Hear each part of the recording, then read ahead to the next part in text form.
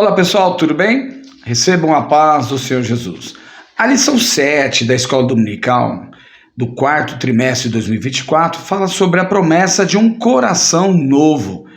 E a verdade prática dessa lição traz uma referência muito importante que diz assim: o salvo em Cristo Jesus tem um coração novo voltado para a palavra de Deus e disposto a fazer a sua vontade. O fato da expressão coração novo é muito interessante citar sobre isso.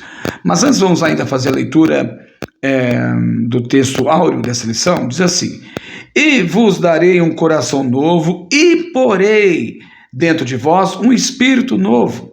E tirarei o coração de pedra da vossa carne e vos darei um coração de carne. Ezequiel capítulo 36, versículo 26. No decorrer da nossa lição, na introdução, o comentarista ele já traz uma coisa interessante. Aqui eu não vou fazer a leitura da leitura bíblica em classe, que é extensa, mas você pode ler aí na sua casa, Romanos capítulo 2, versículo 25 a 29, e depois Jeremias capítulo 31, versículo 31 até o 34. O comentarista fala que o coração tem uma perspectiva bíblica muito singular. A palavra refere à realidade da vida interior de cada pessoa. Vida interior de cada pessoa. É muito comum nós termos comentários assim: ei, Deus quer o coração. Então alguém fala assim: ei, Deus não quer o coração só não, Deus não é açougueiro, ainda quem diz, né? De forma brincalhona, né? Na verdade, há uma distorção dessa fala. Quando Deus quer o coração, não está dizendo que Ele quer só o coração, mas Ele está dizendo que a transformação da vida do ser humano, ela é moldada a partir da ação de Deus no coração. Quando Ele ajusta o coração, toda a estrutura humana, toda a estrutura da natureza humana é modificada. É nesse sentido que fala que Deus quer o coração. Não que Deus quer só o coração, ou os sentimentos, alguém pode dizer, ou então a fé da pessoa, mas o seu corpo, as outras partes do corpo podem se dar ao pecado. Não é essa a ideia. Quando fala que Deus quer o coração, é que Deus sabe, Deus nos conhece, Deus que nos criou, nos formou, Ele sabe que o coração é o centro do ser humano. É o centro das emoções, do sentimento, das decisões, da racionalidade. E coração aqui não pode ser sinônimo apenas de sentimentos, como às vezes nas propagandas e muitos meios de comunicação, falando do coração com a ideia de sentimento. Não, coração também é decisão, é razão, é vontade, é o centro do ser humano. Todo esse aspecto do ser humano é o que Deus modifica. E quando Ele age de uma maneira através da sua palavra, Ele deu a promessa de dar um novo coração. E aqui vale a pena a gente pensar um pouco sobre a questão da promessa. Quando a gente vê em Jeremias capítulo 31, versículo 31 a 34, nós vemos que o Senhor Deus, ele percebe que o seu povo está errante, que o seu povo não está com o coração desejoso, voltado interiormente para fazer a obra de Deus. Então ele orienta o profeta, e o profeta relata o seguinte: eis que vem dias,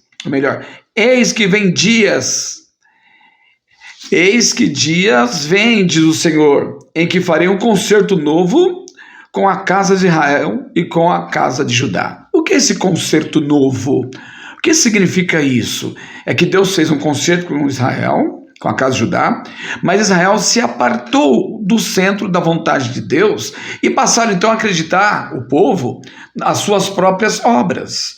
Acreditar que são escolhidos de Deus e que, portanto, não precisa demonstrar nenhuma conversão a Deus, não precisa demonstrar nenhuma atitude em relação a Deus, e passa a viver uma vida religiosa apenas usando o nome Deus, e passa a viver exteriormente, sem nenhuma relação íntima com Deus, de mudança, de vivenciar no dia a dia particularidades que diz respeito a um coração segundo o coração de Deus, como era Davi. Então, a gente percebe que Deus então fala assim: eis que dias vêm, diz o Senhor, em que farei um concerto novo com a casa de Israel e com a casa de Judá. Versículo 32. Não conforme o concerto que fiz com seus pais. Tem uma diferença. Não é similar ou parecido com o concerto que fez com Israel ou com os pais, né, os ancestrais do povo de Israel, dos contemporâneos Jeremias. No dia em que tomei pela mão para os tirar da terra do Egito, lá com Moisés, porquanto eles invalidaram o meu concerto, apesar de eu os haver desposado, diz o Senhor. Mas este é o concerto que farei com a casa de Israel depois daqueles dias, diz o Senhor. Porei a minha lei não em pedras. Olha, isso aqui é muito importante. Não exteriormente, mas porei a minha lei no seu interior e a escreverei no seu coração. E eu serei o seu Deus e eles serão o meu povo.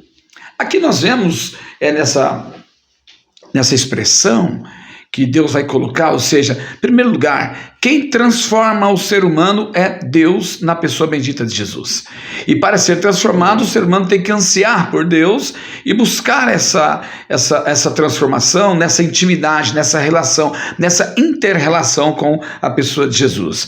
E muito importante dizer que ao entrar em contato com Jesus, é Jesus quem transforma. Não é um esforço humano, não é algo que o ser humano pode fazer, é uma coisa que é fé, onde a pessoa é transformada pelo toque de Cristo na sua vida. E ao ser transformada, uma vez transformada e purificada, ele passa de fato a andar segundo os padrões de Jesus, porque morre a pessoa em si, que ele renuncia à sua vida, e quem passa a viver no lugar dele é Jesus Cristo, ou seja, em outras palavras, ele passa a andar nos passos de Jesus Cristo. E ainda diz, Senhor Jesus, porei a minha lei no seu interior, através da ação do Espírito Santo, e escreverei no seu coração, não em pedras exteriores. E eu serei o seu Deus e eles serão o meu povo. A religiosidade, essa lógica estranha externa e estranha de se relacionar com Deus.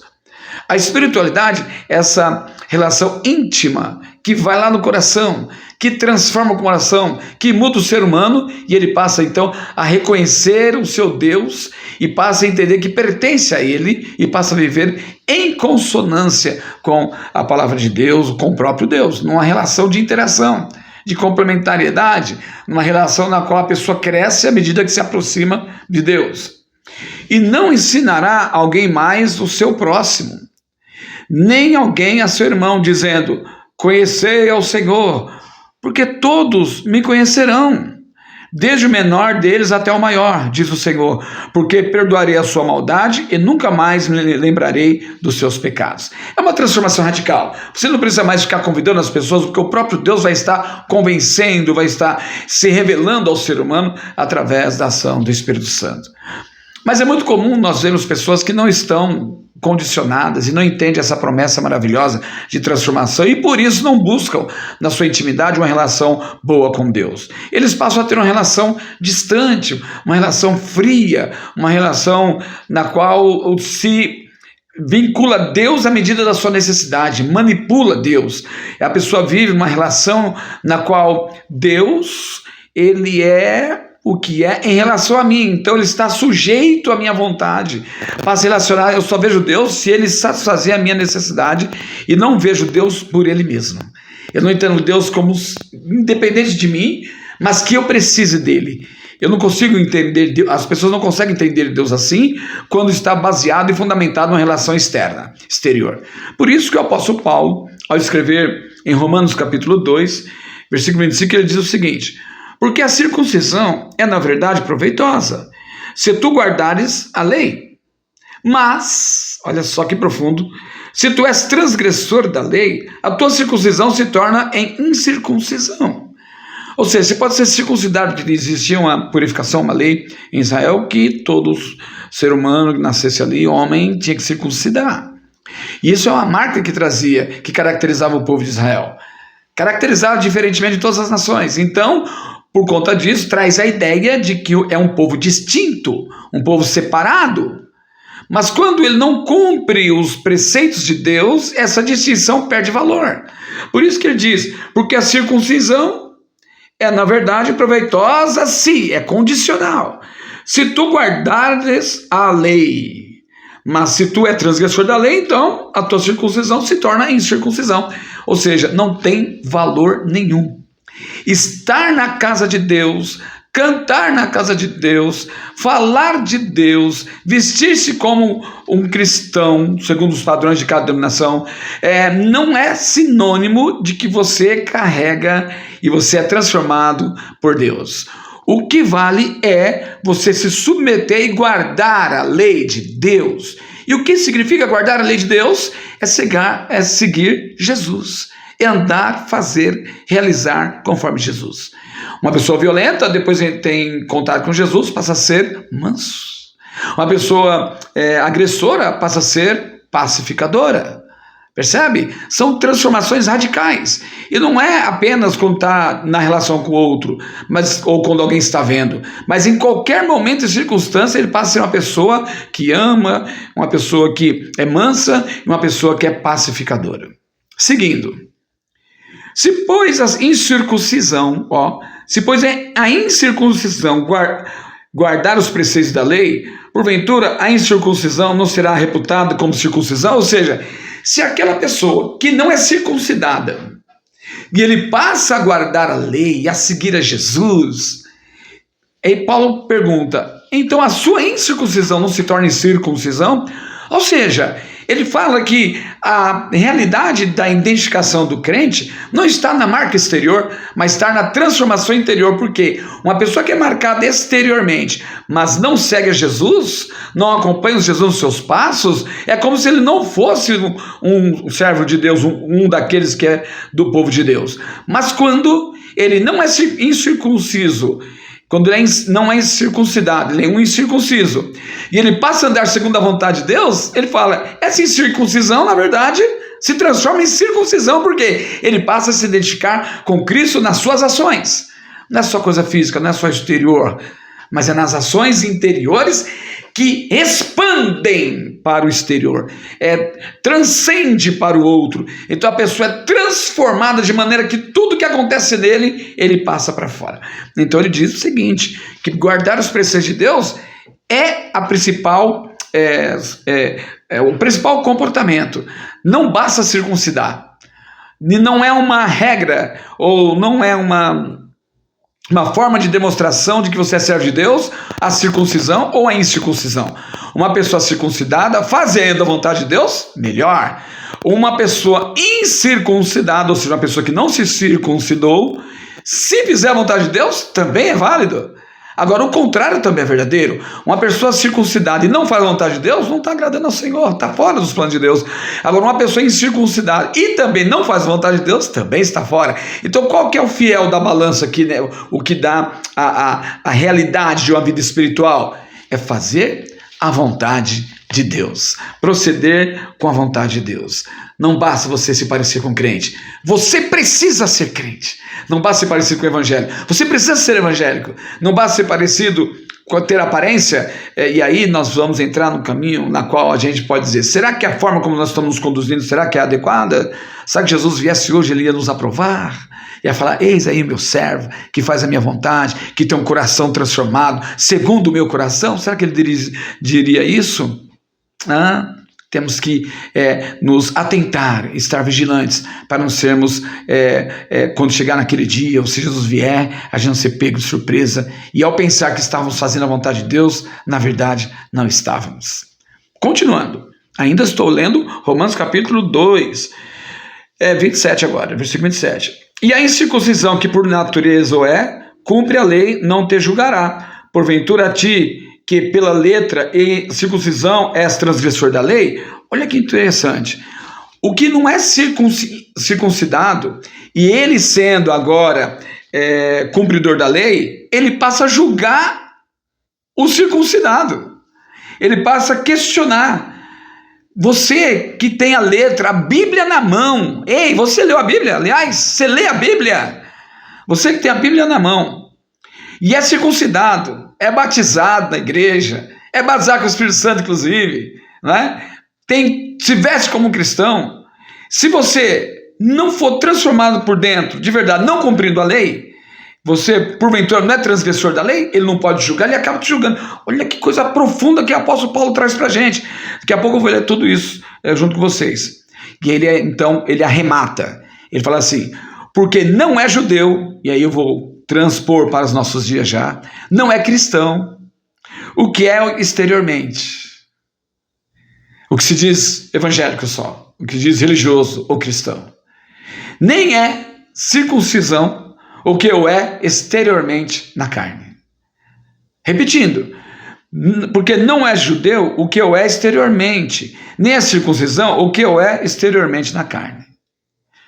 Versículo 29.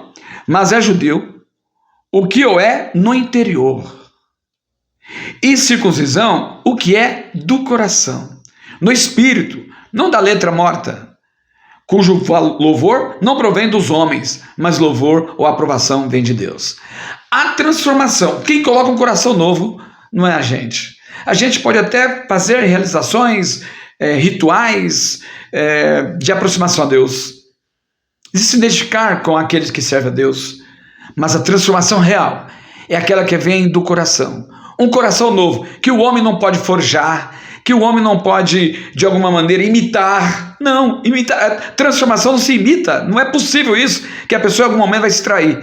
Transformação, ter um coração novo é uma transformação radical da sua vida. É um pensamento radical do que você tem antes de aceitar a Cristo. É uma mudança interior. É a mudança que promove transformação de ser, transformação de caráter. A personalidade da pessoa é condicionada agora ou é equilibrada pela ação poderosa dessa transformação causada do seu coração. Então, a transformação impulsiona você a se aproximar de Deus e se apartar daquilo que não agrada a Deus. Não é?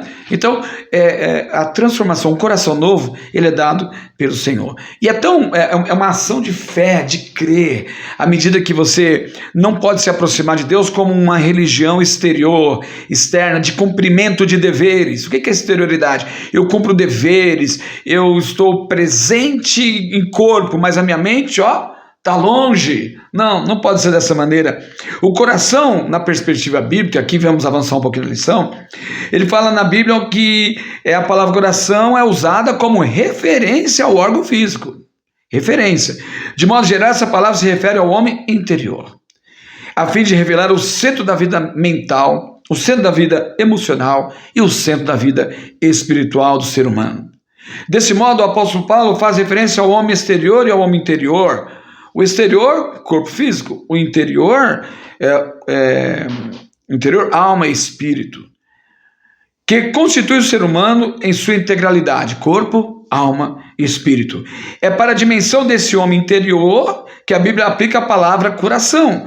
Tudo que faz parte da nossa alma e espírito, ou seja, transformação interior. Mudança de atitude, mudança de comportamento, mudança de olhar, mudança de intenção, mudanças interiores, transformação, de modo que as pessoas todos percebam, de modo que você busque, é impulsionado na busca por Deus, e esse Deus vai te alimentando, vai se nutrindo, você vai se nutrindo desse amor de Deus, e isso vai enchendo, é uma simbiose, é um contato, é uma relação, você está em Deus, Deus está em você, não é você como se fosse separado, certo, a sua individualidade é respeitada, Deus sabe disso, Deus faz isso, mas você se deixa envolver por esse amor glorioso de Deus, deixa se envolver por essa transformação radical na sua vida, você é embebido de Deus, e isso ela é feita, e aqui a lição vai avançando, o texto da leitura bíblica em classe apresenta Romanos 2, 25, 29, no contexto em que o apóstolo Paulo ensina o sentido, quer dizer, da verdadeira circuncisão da nova aliança. De fato, a circuncisão foi um ato físico estabelecido por Deus para os descendentes de Abraão. Contudo, no Novo Testamento, o que atesta a nova aliança não é uma marca física, mas a obra realizada pelo Espírito Santo no coração da pessoa. Essa é a verdadeira circuncisão. Essa é uma obra exclusiva do Espírito que nos capacita a ser um seguidor do Senhor Jesus e estabelecer um relacionamento pessoal com Ele. Numa relação coletiva, mas uma relação pessoal. você e Deus, que se expande para a coletividade, mas tem um princípio no você com Deus. Sem essa circuncisão do coração, sem essa transformação, é impossível manter um relacionamento vivo com o Pai Celestial. Então Deus dá para a gente um coração novo. Esse ensino do apóstolo Paulo remonta ao profeta Jeremias. Já falamos sobre isso, né? Aquele que vive segundo o coração, aquele que tem um coração transformado, aquele cujo coração foi transformado, que está em Deus, né? Ele é inclinado a buscar a Deus. Ele busca as coisas divinas. Ele busca a vontade de Deus. Quando a pessoa recebe a Cristo como seu Salvador, ele passa, ao receber a Jesus, pelo processo do novo nascimento. Ele passa por esse processo, do processo da regeneração. Por isso ele passa a enxergar o reino de Deus e ao mesmo tempo a própria necessidade espiritual. Jesus, o nosso Senhor Jesus, diz o seguinte, em João capítulo 3, versículo 3. Na verdade, te digo que aquele que não nascer de novo não pode ver o reino de Deus. Não dá para forjar ser cristão, não dá para imitar um cristão, não dá para imitar uma relação com Deus. Ela deve e precisa ser autêntica. Todos aqueles que tentam imitar uma relação com Deus caem no erro da religiosidade, ou seja, de uma relação exterior, fria, calculista, uma relação interesseira, uma relação cujo coração do homem é que faz se dá essa relação, se torna até impura, mas quando nós temos um coração transformado, nós temos uma relação verdadeira com o Senhor, nós temos uma relação íntima com o Senhor, nós somos transformados pelo Senhor. Ele nos dá um coração inclinado a Ele. Ele também nos dá um coração consciente, verdade, coração consciente, como centro da vida interior do ser humano. No coração meditamos, ponderamos e avaliamos. Como fez Maria, a mãe de Jesus, ao ouvir o que os pastores diziam acerca do menino. Lucas capítulo 2, versículo 18 a 19 diz: E todos os que a ouviram se maravilharam do que pastores lhes diziam. Mas Maria guardava todas essas coisas, conferindo-as em seu coração.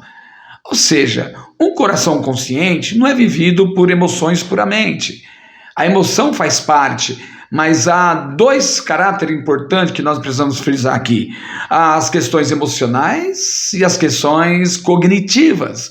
Ter um coração transformado muda também a nossa percepção e aguça a nossa percepção cognitiva. A gente passa a ter consciência da realidade espiritual, não só da aparência desse mundo, das coisas supérfluas, mas temos consciência das coisas profundas de uma vida espiritual abundante. Ou seja, temos consciência da realidade divina. Então, quando Maria guardava no seu coração e conferindo isso no seu coração, ela estava fazendo análise. Então a gente não pode ser levado por qualquer palavra, por qualquer engodo, por qualquer movimento baseado nas emoções. Decisões baseadas nas emoções não funcionam.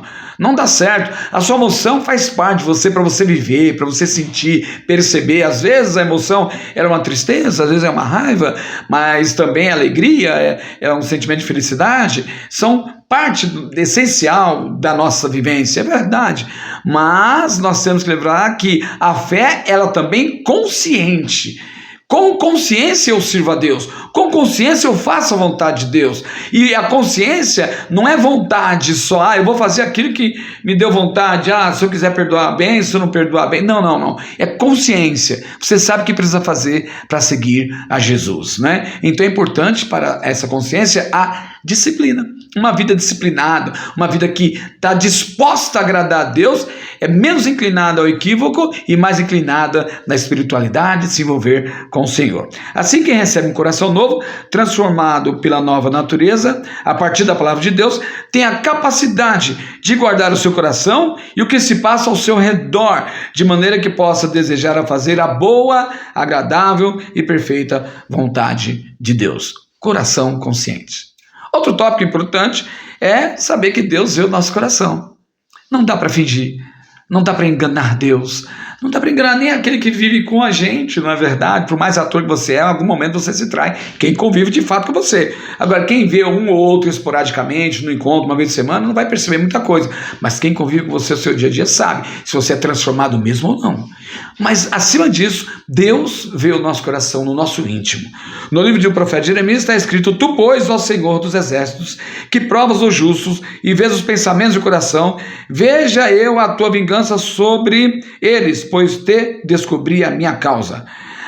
A partir desse texto, podemos depreender que o coração do ser humano é um lugar que poucos podem conhecer, adentrar e contemplar. Você pode viver muito tempo com uma pessoa, mas você nunca vai saber o que está dentro do coração dessa pessoa. Sempre você vai tentar convencê-la, conversar com ela, e à medida que você conversa, a pessoa vai se revelando aos poucos, ou às vezes não revela nada. Então tudo vai depender da observância, do ouvir o outro, da observação das suas atitudes e de como ela fala. Aí você passa a conhecer. Mas fora disso, e observar a fisionomia, o estado de espírito da pessoa, mas você não consegue entrar lá no fundo do coração.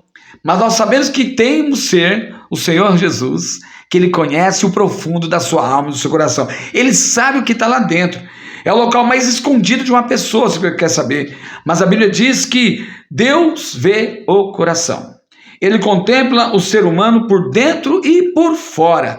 O Criador formou o homem em sua integralidade, tanto a vida exterior quanto a interior, e por isso ele contempla e conhece bem o coração de cada pessoa. Ele conhece o seu coração. Assim, quem foi regenerado e transformado é contemplado por Deus em todas as dimensões do coração. Pastor, mas quem tem essa promessa? Como alcançar isso? Então, Deus prometeu um coração novo e Ele dá esse coração novo. Um coração feliz é a promessa de Deus. Um coração cheio de amor é a promessa de Deus. É um coração cujo penhor do Espírito Santo está lá dentro. Um coração feliz fala quando o ser humano tem um novo coração, como resultado da obra realizada por Deus por meio do Espírito Santo. A felicidade é uma realidade. Talvez você está aí vivendo angústias, tristezas, ansiedades, depressão. Talvez você não está conseguindo encontrar solução e parte para a violência, achando que pode encontrar aí solução.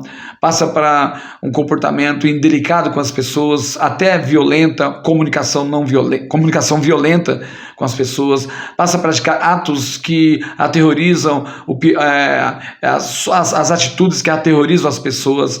Você passa a ser maldosa, chata, triste, mas aquele que tem o coração transformado, cujo Deus dá o coração e que você tem uma relação com Ele, saiba que Ele dá alegria para você, Ele dá felicidade para você. E no Sermão do Monte, o Senhor Jesus traz uma lista de bem-aventuranças, ou seja, mais do que feliz. Isto é, um estado de felicidade para quem manifesta as virtudes do reino de Deus. Está lá em Mateus capítulo 5, versículo 1, versículo 9. Isso significa que a felicidade para o cristão não se encontra em coisas materiais. A felicidade para o cristão não se encontra em coisas dessa vida. A felicidade para o cristão se encontra na palavra de Deus, se encontra no praticar aquilo que agrada a Deus. Em Provérbios lemos, capítulo 17, versículo 22, o coração alegre serve de bom remédio, mas o espírito abatido virá a secar os ossos. Como consequência dessa felicidade, a alegria se instala no coração. Quer ser feliz? Quer que toda essa tristeza vá embora? Permita que o Senhor trabalhe seu coração. Abra o teu coração para o Senhor. E Ele vai transformar, porque Ele prometeu que ia dar um novo coração e vai dar para você. Hoje sabemos pela ciência que a alegria no coração, isto é, no interior, produz reações químicas que contribuem para o equilíbrio e a manutenção da saúde humana. A pessoa que procura a presença de Deus no seu dia a dia tem a alegria do Senhor, que é a nossa força. Neemias capítulo 8, versículo 10. Mas não só isso. O coração é cheio de amor. O que falta para nós é aquilo que, por outro lado, a ausência causa tanto estrago. A ausência dessa palavrinha amor causa tanto estrago. O que falta para nós é mais amor. E o homem inclinado à maldade, ele não consegue desenvolver esse amor. Mas quando ele aceita Jesus, o coração dele fica cheio de amor. O amor é a essência do cristianismo. Sem ele não existe a verdadeira expressão e identidade do que significa ser cristão. O apóstolo Paulo escreve: e a esperança não traz confusão, porquanto o amor de Deus está derramado em nosso coração pelo Espírito Santo que nos foi dado. Romanos capítulo 5, versículo 5. Essa palavra mostra que o amor de Deus está derramado no coração daqueles que têm o Espírito Santo, e por isso o coração transformado. Por isso o coração do salvo está cheio de amor. Dessa forma podemos viver o que o apóstolo Paulo escreveu em Colossenses capítulo 3, versículo 14 a 15, que diz: e sobre tudo isto, revesti-vos de amor, que é o vínculo da perfeição, e a paz de Deus, para a qual também fostes chamados, em um corpo domine em vossos corações e sede agradecidos. Mas um coração transformado também é receptor do penhor do Espírito. O penhor do Espírito está no coração. Em sua segunda carta aos Coríntios, o apóstolo Paulo escreve, capítulo 1, versículo 21 e 22, diz assim: mas o que nos confirma convosco em Cristo e o que nos ungiu é Deus, o qual também nos selou e deu o penhor do Espírito em nossos corações. Deus dá o penhor do Espírito no nosso coração. Aqui esse texto bíblico mostra que o penhor do Espírito Santo é a garantia da nossa salvação, dada por Deus e testificada em nosso coração. Além dessa garantia, o penhor do Espírito Santo, também chamado de penhor da nossa herança, é a garantia da vitória para a igreja do Senhor Jesus Cristo. Portanto, o Espírito Santo é a maior garantia de que Deus cumprirá integralmente todas as promessas feitas à sua igreja. Deus deu, prometeu e cumpriu. Ele disse que daria um outro coração, um novo coração. É uma nova aliança, um novo acordo. Porque nós não conseguimos cumprir a vontade de Deus por nós mesmos. Porque nós não fomos regenerados. Mas Deus nos ajuda a cumprir a vontade dele, se aproximar dele, ao transformar nosso coração ou nos capacitar para andar como ele. Capacitar para seguir nos passos de Jesus. Ele nos capacita através do novo nascimento. Então hoje, nós conversamos um pouco sobre a promessa de um coração novo para a igreja. Ninguém pode ver o coração, pois ele se refere ao interior de cada um de nós. A pessoa pode falar uma coisa e pensar outra, pode prometer uma coisa e proceder de modo diferente. Tudo isso faz parte da fraqueza da condição humana. Contudo, mediante a sua onisciência, Deus sabe de tudo e de todas as coisas, tanto do universo quanto do coração do ser humano. Ele é o Senhor que esquadrinha o nosso coração, prova os pensamentos, recompensa cada um conforme as suas ações. Jeremias capítulo 17, versículo 10. Concluindo, pessoal, nós percebemos que a palavra de Deus, hoje, para você, fala da promessa de Deus para o novo coração. E ter um novo coração é ter uma novidade de vida que advém da pessoa bendita de Jesus. Não é algo exterior, é interior. O coração segundo a Bíblia é um coração segundo inclinado para Deus. É um coração novo, é um coração que se volta para agradar ao Senhor. É um coração consciente, é um coração na qual se abre para Deus que tudo vê. É um coração feliz, é um coração cheio de amor, é o penhor do Espírito no nosso coração. Abra o seu coração e você vai ver a transformação radical que vai acontecer em toda a sua vida. Deus abençoe a sua vida e até a próxima semana, se Deus assim permitir.